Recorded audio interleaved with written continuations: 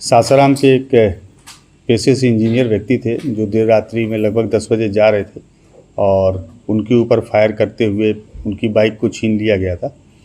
चूँकि मामला बड़ा गंभीर था, इसको देखते हुए सिटी एसपी के नेतृत्व में एक टीम गठित की गई थी, जिसमें एएसपी टाउन थे और डीआईयू की टीम थी और अहियापुर के थानाध्यक्ष भी काम कर रहे थे।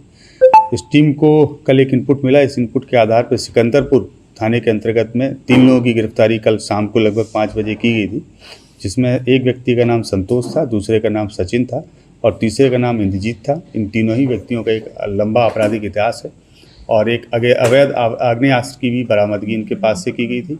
और इसके अतिरिक्त जो इंजीनियर थे जिनकी लूटी हुई बाइक थी, उस बाइक को भी इन अपराध कर्मियों से जब्त किया गया था।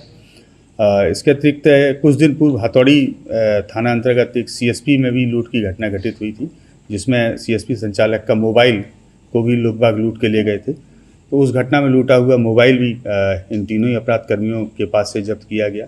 इसके अतिरिक्त झपा पुल के पास में भी एक घटना हुई थी लूटपाट की, उसके एविडेंस भी इन लोगों के पास से मिले। झपा पुल पर ही एक पेशे से एक क्वैक डॉक्टर थे जिनकी गोली मारकर हत्या कर दी गई थी, उस घटना में भी इन लोगों की संलिप्तता प्रकाश में आई थी। इन सारी घटनाओं के आधार पर इनकी गिरफ्तारी की गई थी।